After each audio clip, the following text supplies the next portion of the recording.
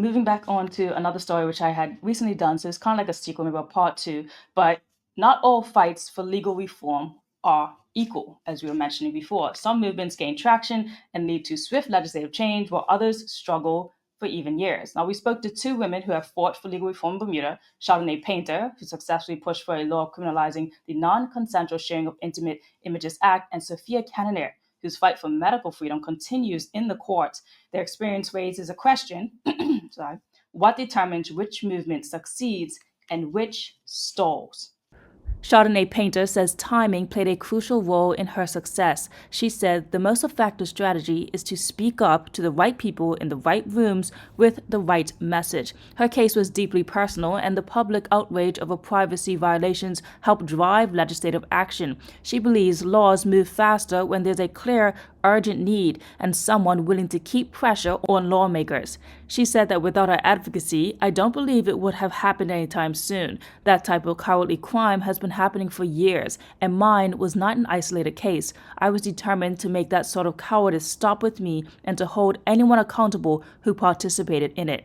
Sophia Cannonier's experience highlighted the challenges some movements face in securing legal change. Her case, which involved medical autonomy and public health regulations, has been met with resistance at multiple levels: government, medical institutions or professionals, and the courts. She and her husband, Michael Watson, were found guilty of breaching COVID-19 pandemic-related laws, a verdict they have since appealed. When asked whether her decision to step into politics was part of a broader advocacy strategy, she responded, yes. She believes leadership and legal reform require resilience, stating, if we were advising someone leading a movement for legal change today, the most important piece of advice we could give, depending on the issue, is to be prepared to face severe adversity, have courage, be intimate and passionate with your cause, and have a strong team of like-minded supporters. Following the guilty verdict in Cannonier and Watson's case, Eugene Dean of the Collective Action Solidarity Trust, or CAS, called for legislative reforms and an independent advisory panel to guide public health decisions. Cannonier says her group continues to push for change and recently drew in international interest, saying, we've been embraced by international practitioners of very high caliber, booked to come to our island to help educate the public and separate fact from fiction. A King's Consul has also shown great interest in our case and is looking to bring his expertise on board. So what determines the pace of change?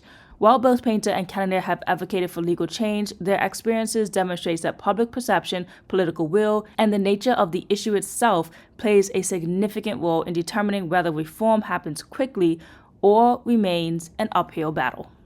I rate both of them. And again, I'm glad you said at the end, the public perception. One thing I'll tell anybody who's fighting a cause, right?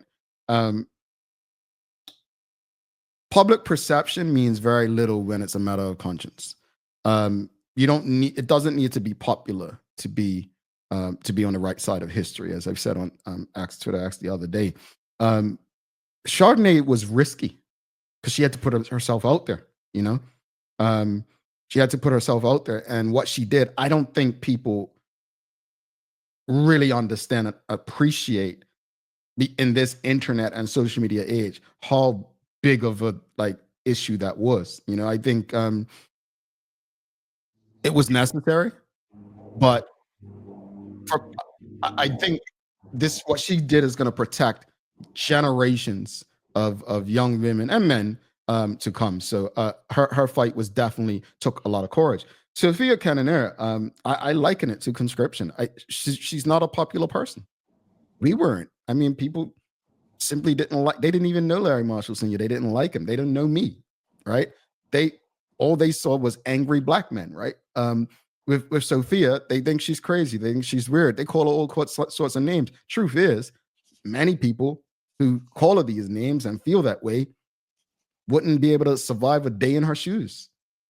Just because you may not agree with her doesn't mean you're not benefiting from the fight that she's fighting. She's literally, as Sumner said on Twitter X, standing up against the very people most Bermudians lay down to. And sometimes this is another truth, Maya. Sometimes we really, truly don't know that what someone else is fighting for benefits us too.